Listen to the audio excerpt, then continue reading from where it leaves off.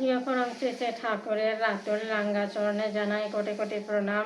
জগৎ জননী শ্রী শ্রী বড়মার চরণে জানাই কোটি কোটি প্রণাম এবং আপনাদের সবাইকে জানাই রানন্দিত জয়গুরু। শুরু করছি আজকের ইষ্ট প্রসঙ্গ আলোচনা।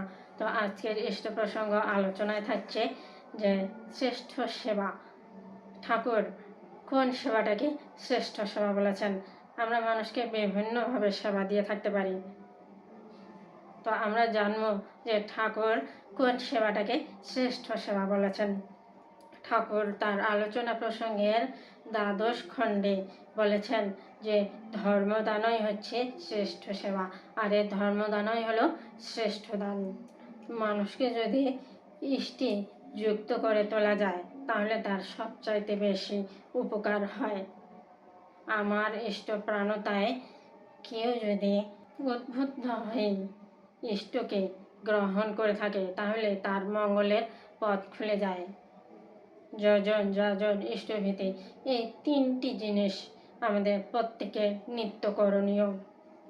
যজন মানে হচ্ছে ইষ্টের ভাবে ভাবিত করতে যা যা করণীয় তা করা, আর যাজন মানে হচ্ছে সেবা, সাহচর্য ও ইষ্ট প্রসঙ্গের মধ্য দিয়ে ইষ্টকে পারিপার্শ্বিকের ভেতর চালিয়ে দেওয়া এবং প্রতিষ্ঠা করা। আর ইষ্টভীতি মানে হচ্ছে আমার কর্মফল নিশ্চিত আহরণ থেকে কিছু ইষ্টকে নিত্য নিবেদন করা। এই তিনটি জিনিস খুব গুরুত্বপূর্ণ। এই যজন যাজন ইষ্টভীতি পরস্পরের পরিপূরক। কর্ম করতে গেলে শরীর মন দুটোই লাগে, আর নিত্য নিষ্ঠার সঙ্গে যদি ইষ্টভীতি করা যায় তাহলে আমাদের কি হয়, শরীর এবং মন দুটোই ইষ্টঝোঁকা হয়ে ওঠে। আমরা যদি নিত্য যজন যাজন ইষ্টভীতি করি তাহলে আমাদের এই প্রবৃত্তিমুখী জীবনটা ইষ্টমুখী হয়ে উঠবে। মানুষ যতই ইষ্টের হবে ততই তার সেই অনিষ্ট এবং অমঙ্গলের হাত থেকে সে রেহাই পাবে। তাই আমাদেরকে নিত্য যাজন করতে হয়। আর এই যাজন করার পাশাপাশি আমাদেরকে কি করতে হবে?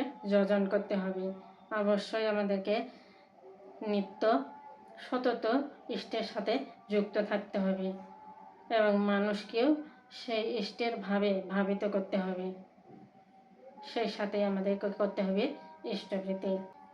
তাহলে আমরা জানতে পারলাম ঠাকুরের আলোচনা থেকে যে সবচাইতে শ্রেষ্ঠ সেবা হচ্ছে কি ধর্মদান। আজ এই পর্যন্তই।